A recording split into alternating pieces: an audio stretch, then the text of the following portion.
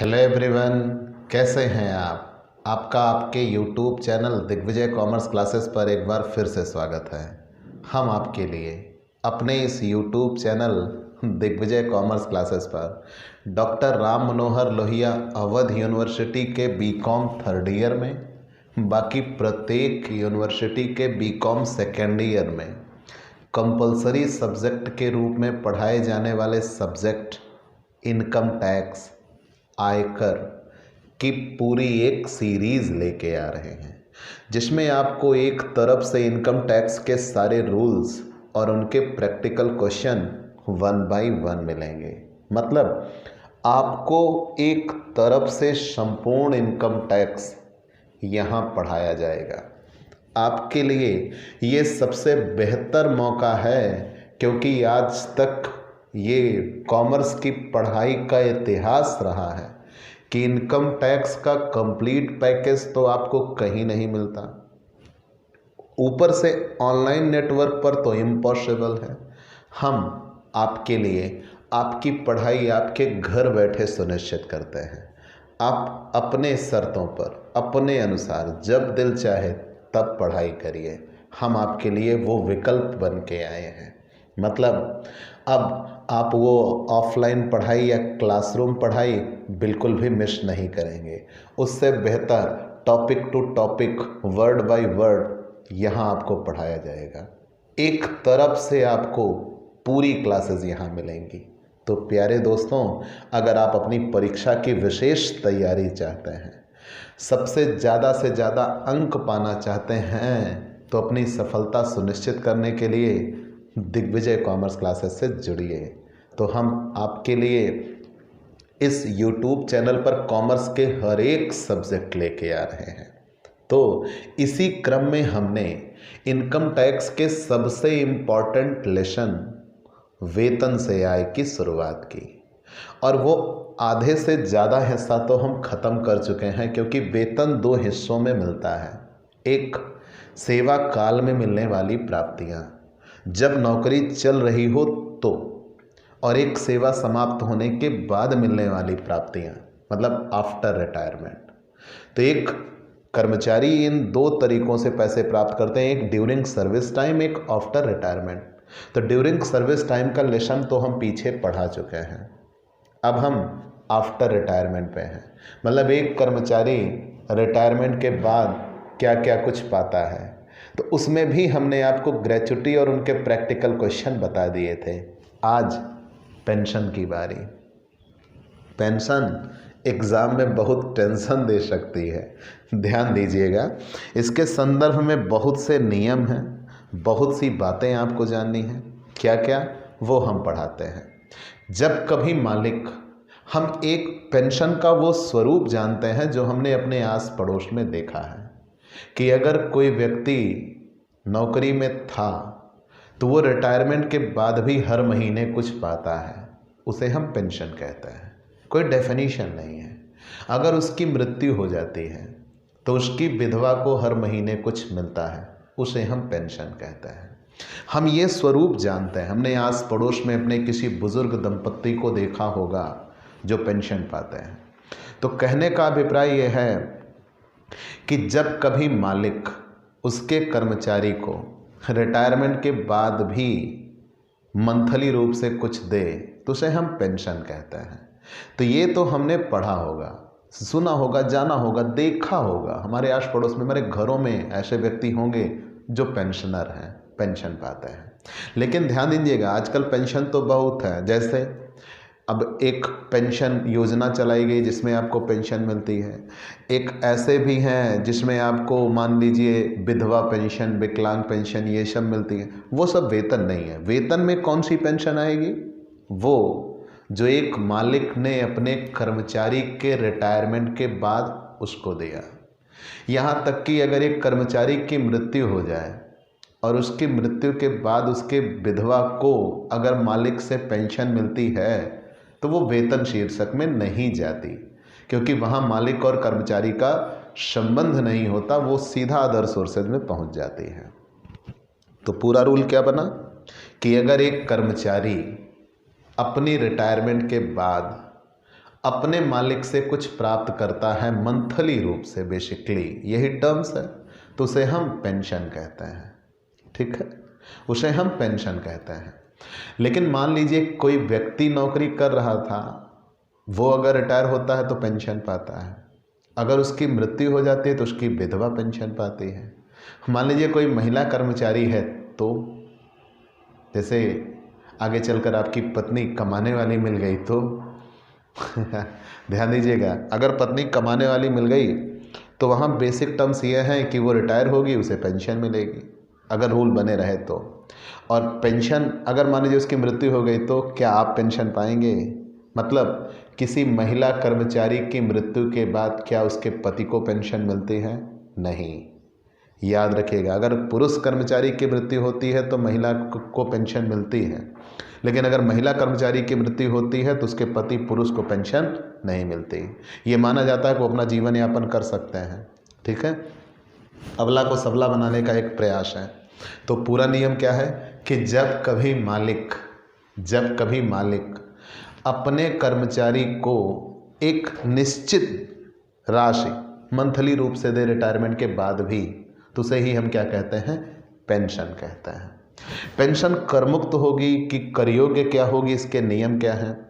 तो पहले पेंशन का यही एक स्वरूप था, कौन सा? मंथली पेंशन का। लेकिन हमने ये सुना होगा शब्द कि लोग कहते हैं हमने पेंशन बेच दी, भजाना, डिस्काउंट कराना कहते हैं। मतलब जब कभी अब कोई कर्मचारी रिटायर हो ना, तो रिटायर होने के बाद वो अपनी पेंशन अपने मालिक के यहाँ बेच देता है। जैसे उसको 10,000 रुपये मंथली पेंशन बनी, तो उसने कहा चलो यार 3/4 हिस्सा इसका बेच देते हैं। तो अब 3/4, 10,000 का 3/4 मतलब कितना? 7,500। वो मंथली लेना आप बंद कर देगा, मालिक से कहेगा आप अपने पास ही रखो, हमें इकट्ठा पैसे दे दो। तो मालिक एक प्रिडिक्शन करता है कि ये इतने वर्ष तक जीवित रहेगा या इतने वर्ष 10 साल 15 साल के आसपास का पूरा पैसा उनको निकाल के दे दिया जाता है इकट्ठे। कर्मचारी का फायदा क्या हुआ? एक बड़ी राशि मिल गई, अब उससे वो आगे कोई काम कर सकता है। और दूसरी बात, मालिक को अब हर महीने उतना देना नहीं होगा। ठीक है, और जब मान लीजिए उससे ज़्यादा दिन जीवित हुआ, तो जैसे आपने 10 साल के लिए पेंशन बेची, तो 10 साल बाद फिर से आपकी पेंशन पूरी हो जाएगी।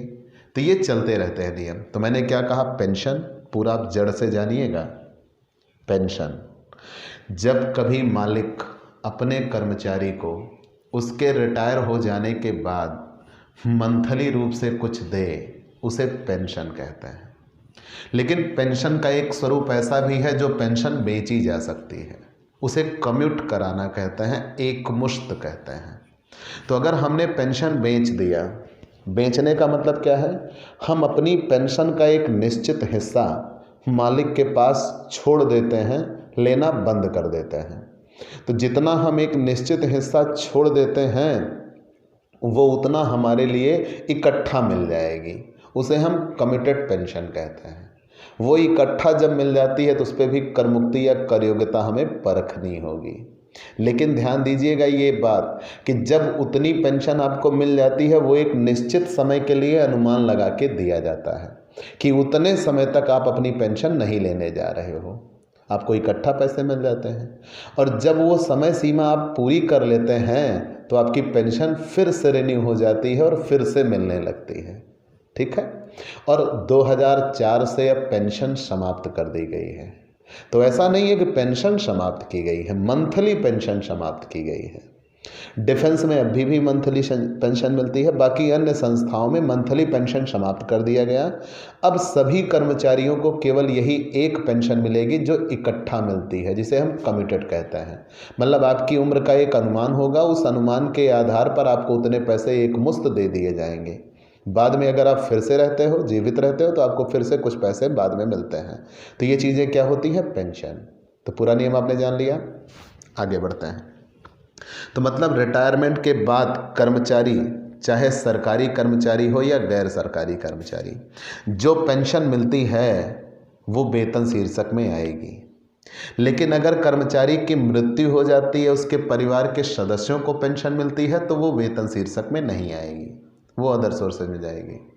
और अगर एक सबसे बड़ी बात, अगर कोई कर्मचारी रिटायरमेंट के बाद कहीं विदेश चला जाए, वहाँ शिफ्ट हो जाए, पेंशन वहीं लेता हो, तो भैया वो इंडिया में कमाई गई है, वो भारत में कमाई गई है, तो वो रेजिडेंस के अकॉर्डिंग इंडिया में टैक्सेबल होगी, और तीनों ही दशाओं में टैक्सेबल होगी, चाहे आप नॉन रेजिडेंट हो, चाहे ऑर्डिनरी रेजिडेंट हो, चाहे नॉन ऑर्डिनरी रेजिडेंट हो।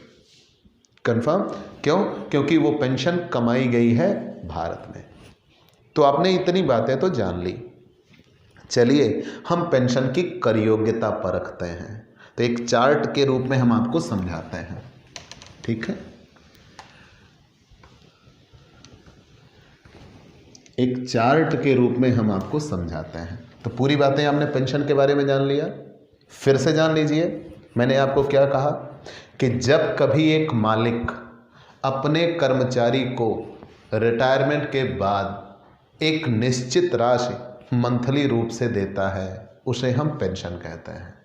अगर एक कर्मचारी रिटायरमेंट के बाद खुद पेंशन प्राप्त करता है तो वो वेतन शीर्षक में जाएगा, लेकिन एक कर्मचारी के ना होने पर उसके परिवार के सदस्यों को जो पेंशन मिलती है वो अदर सोर्सेज में जाएगा। और अगर एक कर्मचारी रिटायरमेंट के बाद भारत छोड़कर किसी दूसरी जगह जाके बस जाता है तो भी उसको जो पेंशन मिलेगी वो इंडिया में टैक्सेबल होगी। इतनी बातें तो आपने जान लिया। अब पेंशन का रूल क्या है? तो पेंशन पहले केवल मासिक आधार पर मिलती थी, हर महीने रेगुलर इनकम हो जाती थी। मतलब जैसे नौकरी में रहते हुए आपको वेतन मिलता है, तो रिटायरमेंट के बाद भी आपको हर महीने एक निश्चित राशि मिलती रहती है, वो पेंशन कही जाती है। लेकिन 2004 से पेंशन का यह स्वरूप समाप्त कर दिया गया। अब केवल आपको एक मुश्त पेंशन मिलेगी, मतलब आपकी उम्र का एक अनुमान होगा, उतने वर्ष के लिए आपको पेंशन इकट्ठा दे दी जाएगी। फिर जब आप उस उम्र पर पहुंच जाइएगा तो आपकी पेंशन फिर से रिन्यू हो जाती है। मतलब आप अपनी पेंशन पाने का अधिकार अपने मालिक के यहाँ जमा कर देते हो और मालिक से उतना पैसा आप इकट्ठा ले लेते हो। तो आइए पेंशन की हम कर योग्यता परखते हैं कि कब पेंशन कर योग्य होगी और कब पेंशन कर मुक्त होगी। ठीक है, एक तरफ से। तो सबसे पहले पेंशन, ठीक, पेंशन का रूल ये है कि अगर वो मंथली बेस मिलती है, कौन सी?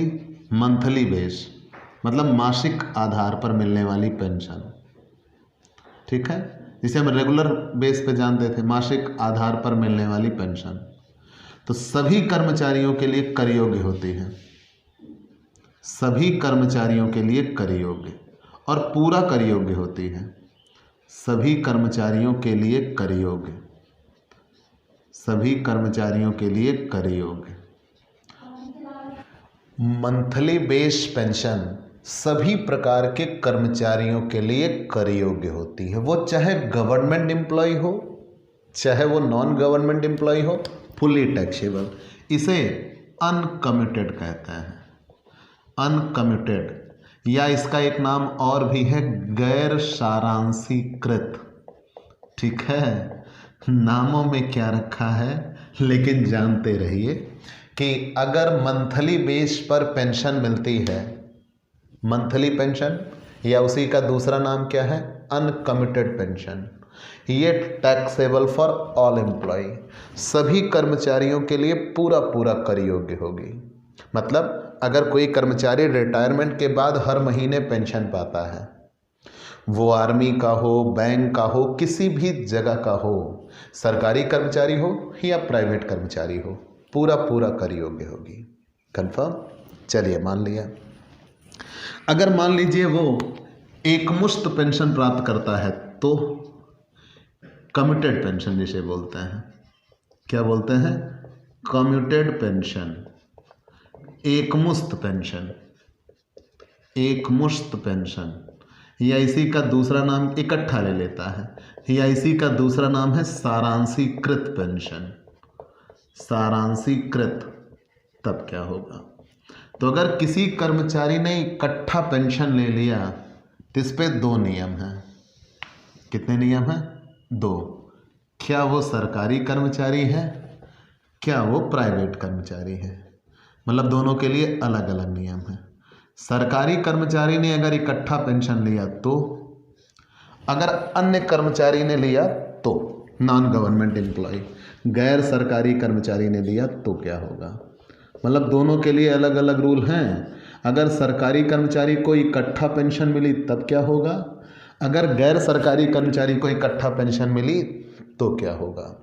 अगर सरकारी कर्मचारी को इकट्ठा पेंशन मिलती है तो ये पूर्णतया करमुक्त होती है, फुल्ली एग्जेम्प्ट होती है। मतलब अगर सरकारी कर्मचारी मंथली पेंशन पाता है तो टैक्सेबल, अगर इकट्ठा पेंशन पाता है तो एग्जेम्प्ट। गैर सरकारी कर्मचारी के लिए तो मंथली भी टैक्सेबल है, इकट्ठा पाता है तो कुछ टैक्सेबल है और कुछ एग्जेम्प्ट है। कैसे, यहाँ पे नियम है, यहाँ पे नियम है दो। क्या, अगर वो ग्रेच्युटी भी प्राप्त करता है, अगर ग्रेच्युटी भी प्राप्त करता है और अगर ग्रेच्युटी नहीं प्राप्त करता तो ठीक। अगर ग्रेच्युटी भी प्राप्त करता है मतलब पेंशन मिली, पेंशन के अलावा उसको ग्रेच्युटी भी मिली है, अगर ग्रेच्युटी भी प्राप्त करता है तो नियम क्या होगा, अगर ग्रेच्युटी भी प्राप्त करता है और अगर ग्रेच्युटी नहीं प्राप्त करता, अगर ग्रेच्युटी नहीं प्राप्त करता, ठीक है। मतलब पेंशन के साथ साथ उसे ग्रेच्युटी भी मिली है तो ये नियम, अगर केवल पेंशन मिली है ग्रेच्युटी नहीं मिली है तो ये नियम। अगर ग्रेच्युटी नहीं प्राप्त करता, तो अगर ग्रेच्युटी प्राप्त करता है तो नियम क्या होगा, तो कम्यूटेड वैल्यू जितना संपूर्ण पेंशन का, कुल पेंशन का, कुल पेंशन का 1/3 भाग कर मुक्त होगा, कुल पेंशन का 1/3 भाग कर मुक्त होगा। और अगर वो ग्रेच्युटी नहीं प्राप्त करता तो कुल पेंशन का 1/2 कर मुक्त होगा, कुल पेंशन का 1/2 कर मुक्त होगा, कुल पेंशन का 1/2 भाग कर मुक्त होगा, ठीक। अब इतना हमें डिसाइड करना होगा। ध्यान देना, मैंने आपसे क्या क्या बताया। अब जड़ से जान लीजिए, पूरे नियम आपने पढ़ लिए, ठीक है। नियम क्या जान लिया, अब डेफिनेशन के साथ आते हैं। रूल तो हमने लिख दिया कि जब एक मालिक अपने कर्मचारी को उसके रिटायरमेंट के बाद भी एक निश्चित इनकम हर महीने देता है तो उसे हम मंथली आधार या गैर सारांशीकृत पेंशन कहते हैं। और ये सभी प्रकार के कर्मचारियों के लिए कर योग्य है, ठीक। मतलब मंथली बेस पर अगर पेंशन मिलती है तो वो टैक्सेबल होगी सभी प्रकार के कर्मचारियों के लिए। फिर हम आ गए एकमुश्त पेंशन। अब 2004 से तो सारी संस्थाओं में डिफेंस को छोड़कर यही है, बाकी पहले भी ये था। मतलब जब कभी कर्मचारी रिटायर हो तो अपनी पेंशन का एक निश्चित हिस्सा वो मंथली बेस पर पाने का अधिकार मालिक के पास जमा कर देता है। वो कहता है कि आप हर महीने मुझे इतना मत दीजिए, आप इस पैसे को इकट्ठा दे दीजिए। तो जब वो पैसा इकट्ठा ले लेता है तो उसे सामान्य बोलचाल की भाषा में पेंशन बेचना या भजाना कहते हैं, ठीक है। चलो पेंशन बेच दिया, तो जब पेंशन बेच दिया तो उसको वो पेंशन एकमुश्त मिल गई। क्या वो जीवन में दोबारा पेंशन रिन्यू नहीं होगी? अगर उससे ज़्यादा वर्षों तक वो जीवित रह जाता है तो उसकी पेंशन फिर से रिन्यू हो जाती है। जब पेंशन फिर से रिन्यू हो जाएगी तो उसको उस पर फिर से पेंशन मिलनी शुरू हो जाएगी।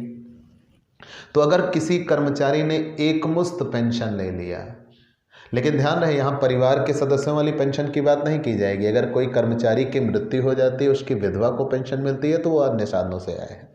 क्यों? क्योंकि वहाँ मालिक और कर्मचारी का संबंध नहीं बनता।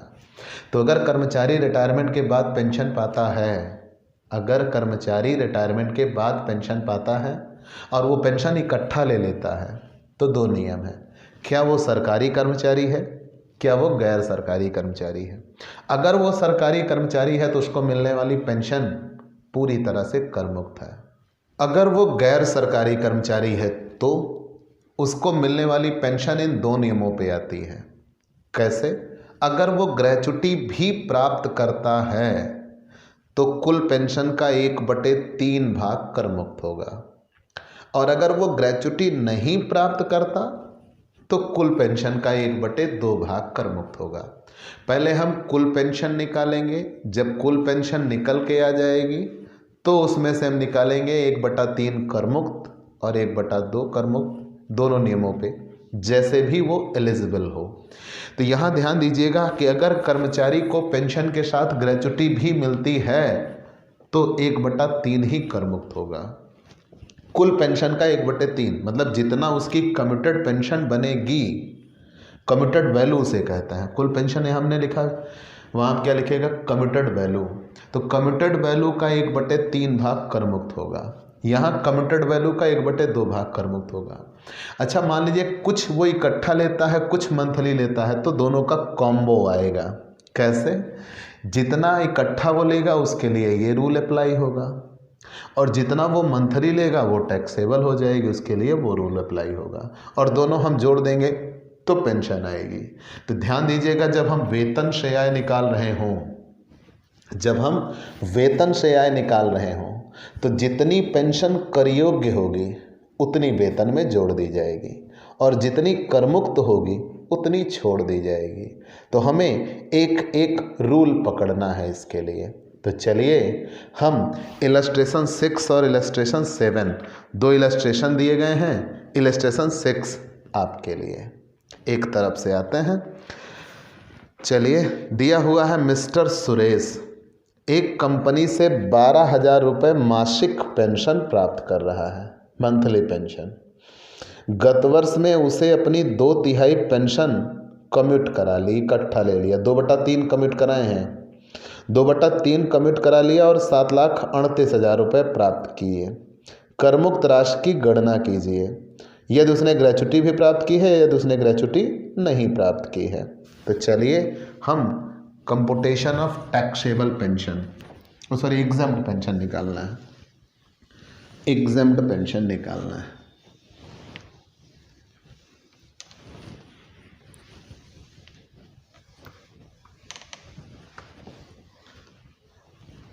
कंपुटेशन ऑफ एग्जम्प्ट पेंशन,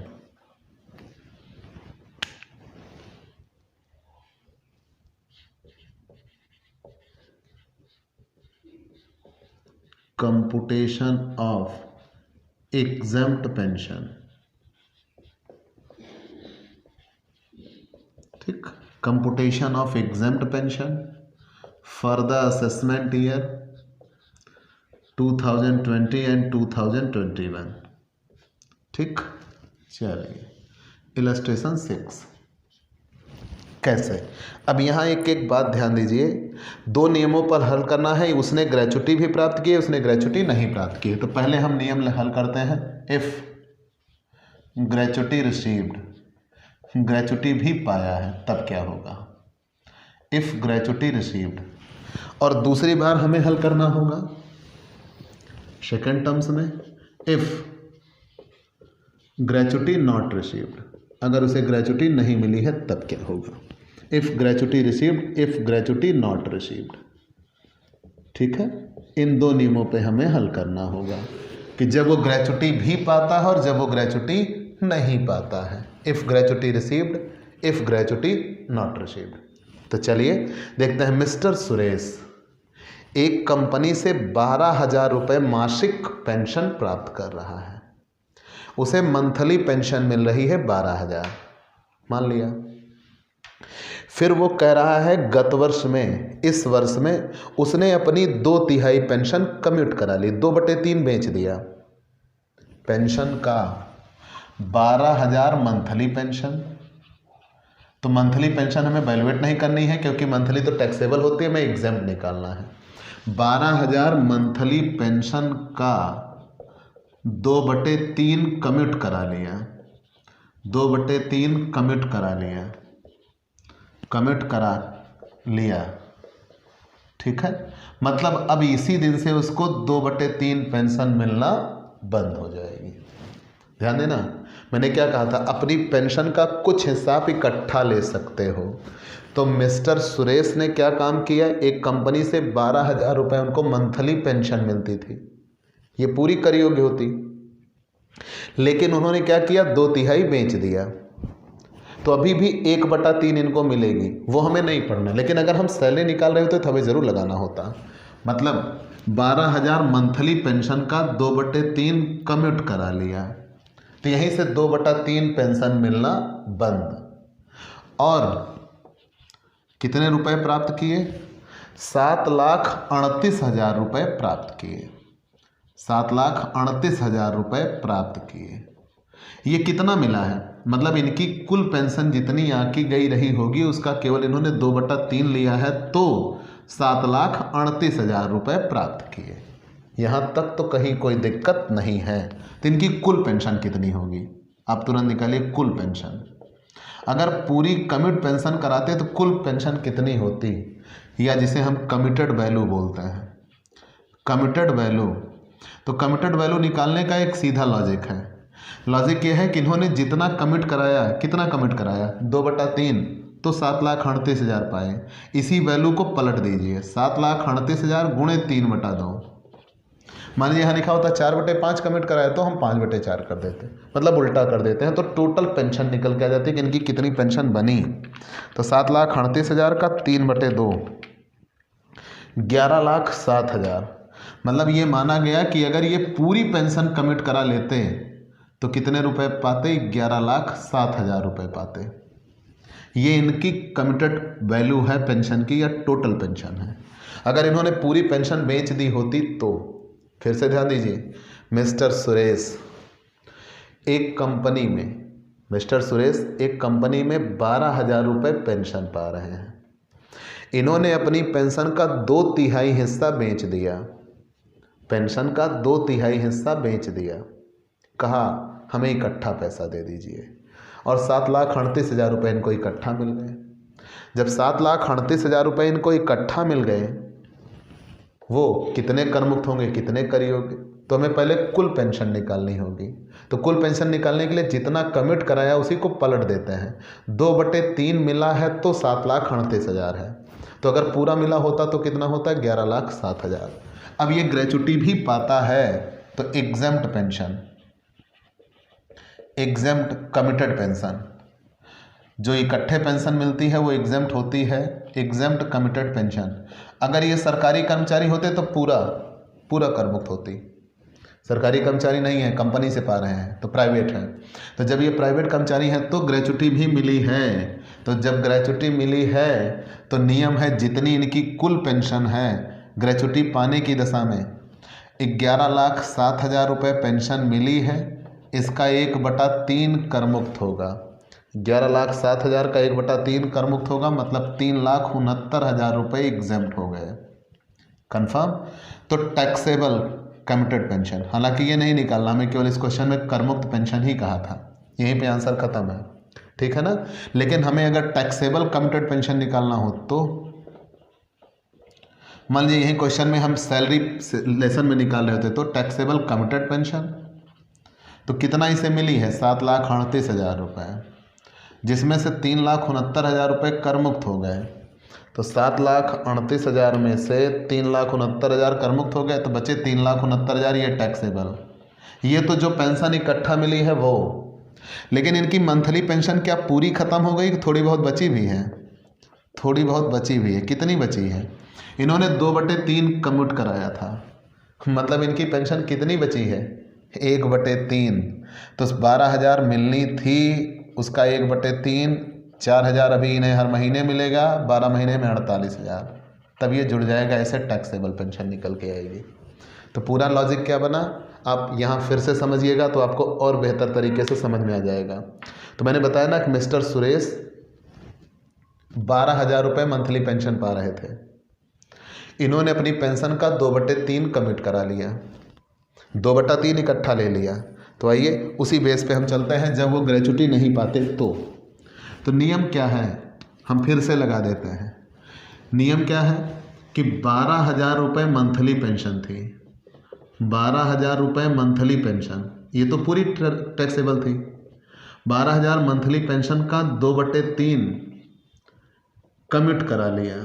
जब 2/3 कमिट करा लिया, 2/3 कमिट करा लिया, 7,38,000 रुपये प्राप्त किए, 7,38,000 रुपये प्राप्त किए। तो जब कमिट करा लिया तो सबसे पहले ये देखिए सरकारी कर्मचारी हैं कि प्राइवेट। तो सरकारी कर्मचारी होते तो कमिट होने की दशा में पूरा पूरा करमुक्त, प्राइवेट कर्मचारी हैं तो कुछ करमुक्त होगा कुछ कर योग्य। तो कमिट करा लिया 7,38,000 रुपये कमिट करा लिया, इकट्ठा ले लिया।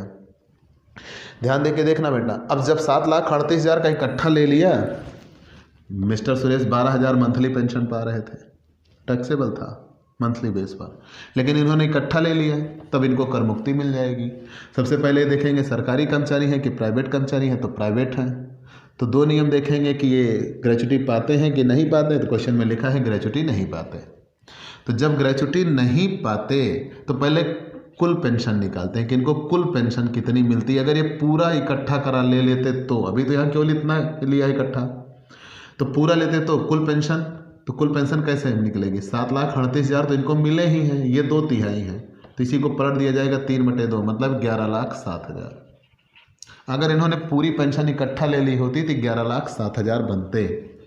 तो एग्जेम्प्ट कितना होगा? एग्जेम्प्ट कमिटेड पेंशन, जो पेंशन इकट्ठा ली है उसमें कितना कम एग्जेम्प्ट होगा? तो जो पेंशन इकट्ठा ली है उसमें 1/2 एग्जेम्प्ट होगा। क्यों? क्योंकि ग्रेच्युटी नहीं पा रहा है, तो 1/2 एग्जेम्प्ट, तो कुल टोटल पेंशन का 1/2 एग्जेम्प्ट हो जाएगा। तो टोटल पेंशन कितना आई है? 11,02,000, सॉरी 11,07,000 का 1/2 एग्जेम्प्ट, तो 11,07,000 का 1/2 एग्जेम्प्ट मतलब 5,53,500। तो टैक्सेबल कितना आती? हालांकि हमें क्वेश्चन में एग्जेम्प्ट ही निकालना है, लेकिन अगर टैक्सेबल निकालना होता तो मान लीजिए हम वेतन पाठ हल कर रहे होते तो टैक्सेबल पेंशन या टैक्सेबल कमिटेड पेंशन, जो पेंशन इकट्ठा मिली है उसमें कितना टैक्सेबल है?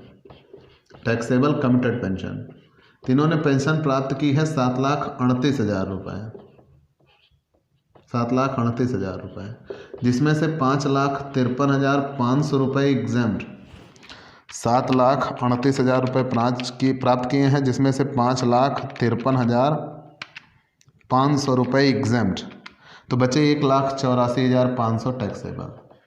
और जो मंथली पेंशन मिल रही थी वो मंथली पेंशन कितनी मिल रही थी? 12,000। 12,000 का 2/3 खत्म हो गया, अब नहीं मिला, इकट्ठा ले लिया, तो 1/3 तो अभी भी मिलेगा। तो 12,000 के 1/3 मतलब 4,000, तो 12 महीने में कितना मिलेगा? 48,000। ये तो हमेशा टैक्सेबल होता है सभी कर्मचारियों के लिए, जोड़ देंगे टैक्सेबल आ जाएगा। मतलब जब पूरी पेंशन कमिट करा लिया जाए तो पूरे में कर मुक्ति मिल जाती है, और अगर थोड़ी कमिट करा लिया जाए, थोड़ी छोड़ दिया जाए, तो जितना छोड़ दिया जाता है वो तो टैक्सेबल बनी ही रहती है, और जितना कमिट करा लिया जाता है उसमें से कुछ कर मुक्त हो जाता है और कुछ कर योग्य। हम पेंशन के अगले इलस्ट्रेशन लास्ट ही है, 2 ही थे, एक मैंने तो लगा ही दिया, अब चाहे तो एक आप लगा सकते हैं।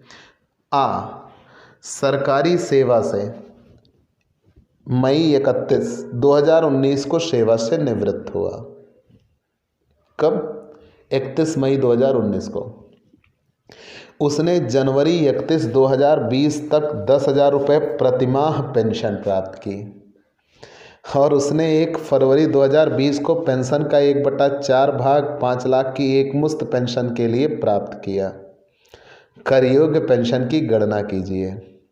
बहुत खूबसूरत प्रश्न है। कर योग्य पेंशन निकालनी है, तो मैंने यहाँ आपको आधा ही कहा था करमुक्त, मैंने कर योग्य भी समझा दिया आपको। करमुक्त कहा था मैंने, कर योग्य भी समझा दिया, तो उसी नियम पर ये आगे आ गए। दूसरे नंबर पर है श्रीमती एक्स जुलाई 31, 2019 को ए लिमिटेड से सेवा मुक्त हुई। उन्होंने 31 दिसंबर 2019 तक 6,000 रुपये प्रतिमाह पेंशन प्राप्त की, और 1 जनवरी 2020 को पेंशन का 70% भाग के लिए 7 लाख रुपये एकमुश्त पेंशन के रूप में प्राप्त किए। उन्हें अवकाश ग्रहण के समय 50,000 रुपये की ग्रेच्युटी भी प्राप्त की। कर योग्य पेंशन की गणना कीजिए। चलिए, बढ़िया सवाल है, लगाते हैं। इलस्ट्रेशन 7, ठीक है। तो पहले हम करमुक्त पेंशन निकाल लेते हैं, तो कर योग्य आ जाएगी।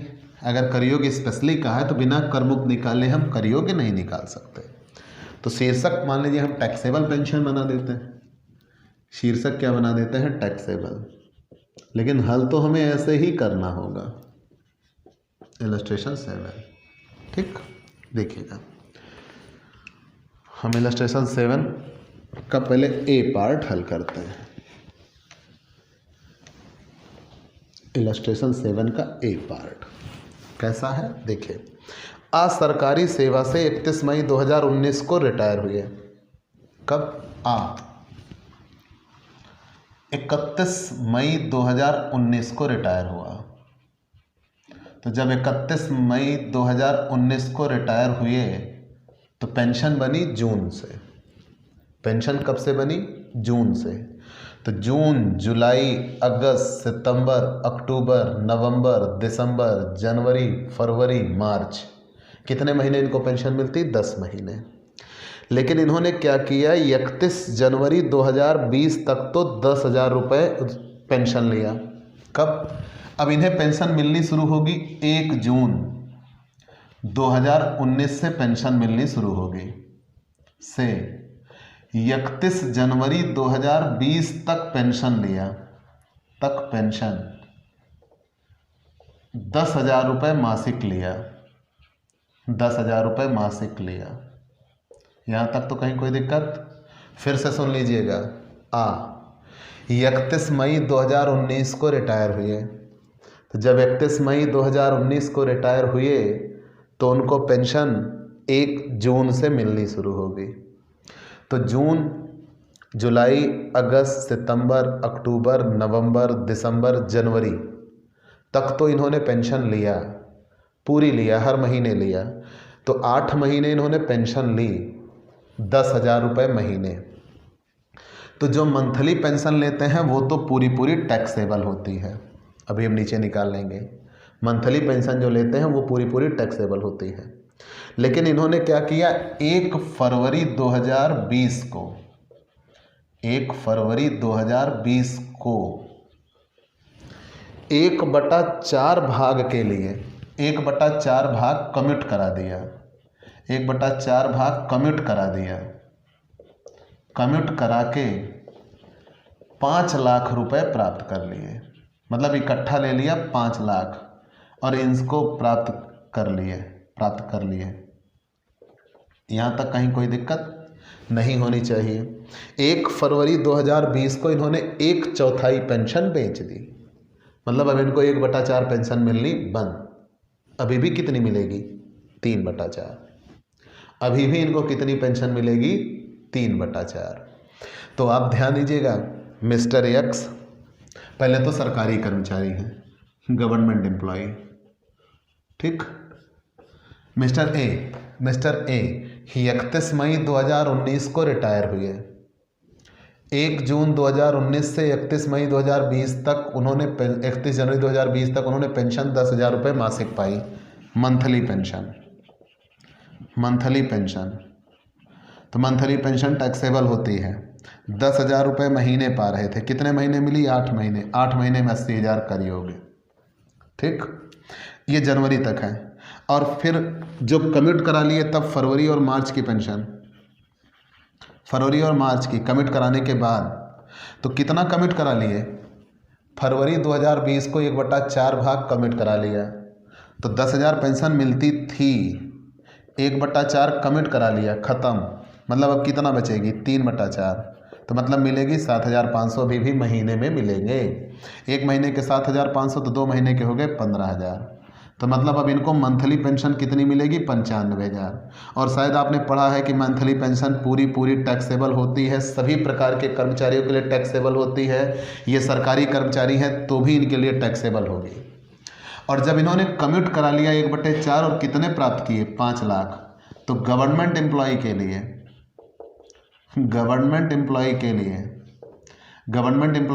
कम्यूटेड पेंशन एग्जेम्प्ट होती है।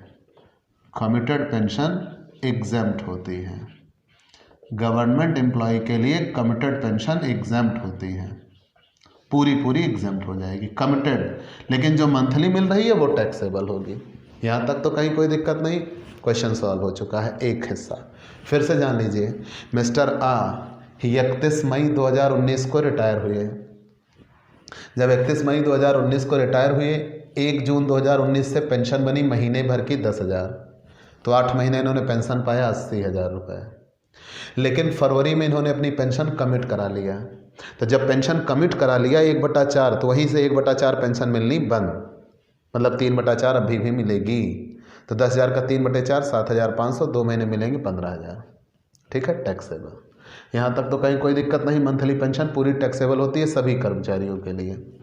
अब आगे बढ़ जाते हैं, जो इनको एग्जेम्प्ट इकट्ठा में ले लिया वो गवर्नमेंट एम्प्लॉय के लिए एग्जेम्प्ट होती है। अब हम इसी का बी पार्ट हल करते हैं। बी पार्ट क्या दिया हुआ है? श्रीमती यक्स 31 जुलाई 2019 को ए लिमिटेड से सेवा मुक्त हुई। चलिए ये इतना आप स्क्रीनशॉट ले लीजिए। अब इसी का बी पार्ट हम हल कर रहे हैं, इलस्ट्रेशन 7 का बी पार्ट।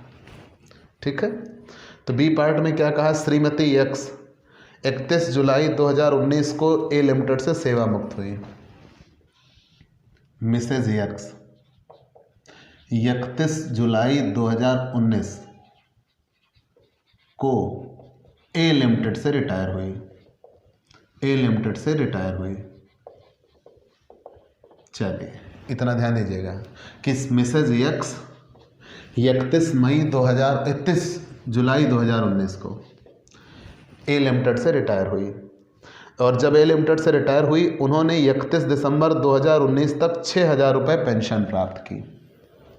तो 31 जुलाई को रिटायर हुई, तो 1 अगस्त 2019 से 1 अगस्त 2019 से 31 दिसंबर 2019 तक मंथली पेंशन लिया।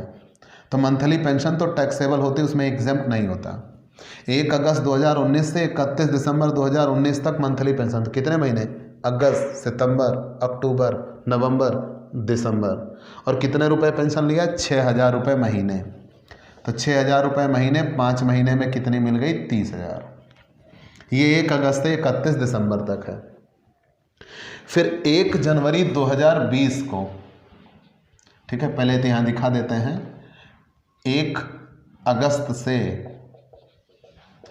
2019 से 31 दिसंबर 2019 तक 6,000 रुपये मंथली पेंशन लिया, 6,000 रुपये मंथली पेंशन लिया।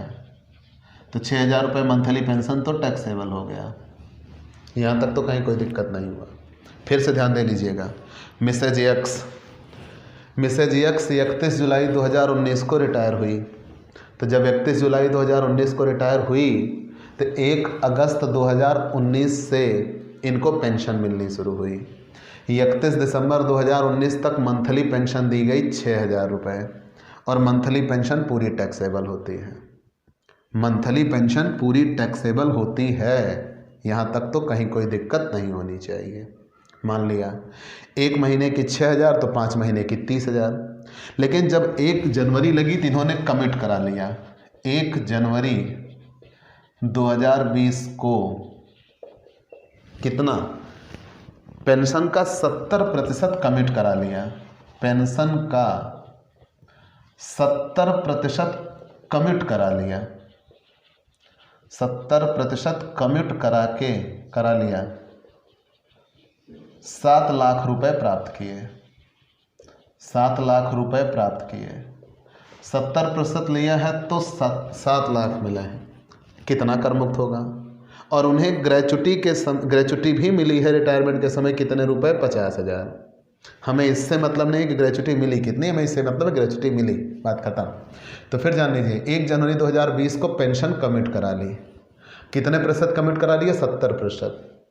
तो 70% वहीं से पेंशन मिलना बंद। ये 7 लाख है मिले हैं, तो कुल पेंशन हमें निकालनी है। टोटल पेंशन 7 लाख मिले हैं, ये 70% है, तो 100% कितना रहा होगा? गुणे 100/70, मतलब रहा होगा 10 लाख। अगर इन्होंने पूरी पेंशन इकट्ठा ले ली होती तो इनको कितने रुपए मिलते? 10 लाख मिलते। यहाँ तक कहीं कोई दिक्कत? फिर से जान लीजिएगा। 1 जनवरी 2020 को पेंशन का 70% कमिट करा लिया, इकट्ठा ले लिया, तो 7 लाख रुपए इनको इकट्ठा मिल गए। तो जब 7 लाख रुपए इनको इकट्ठा मिल गए तो 7 लाख वो 70% मिले हैं, तो गुणे 100% कितने रहे होंगे? 10 लाख। ग्रेच्युटी भी प्राप्त करता है, ग्रेच्युटी भी प्राप्त करता है। तो जब पेंशन और ग्रेच्युटी दोनों मिलती है, ग्रेच्युटी भी प्राप्त करता है, तो ग्रेच्युटी भी प्राप्त करता है, तो पूरी पेंशन ये टैक्सेबल नहीं, एग्जम्प्ट नहीं होती। तो ग्रेच्युटी भी प्राप्त करता है तो कितनी एग्जम्प्ट होगी? तो तुरंत जितना मिली कुल पेंशन उसका 1/3 करमुक्त होगा। तो मतलब कितना करमुक्त होगा? 3,33,333 करमुक्त होगा। ठीक, तो मिली कितनी है? 7 लाख। टैक्सेबल पेंशन कितनी होगी? टैक्सेबल पेंशन, तो टैक्सेबल पेंशन मिली है 7 लाख, 3,33,333 टैक्सेबल, तो कितने बचेंगे?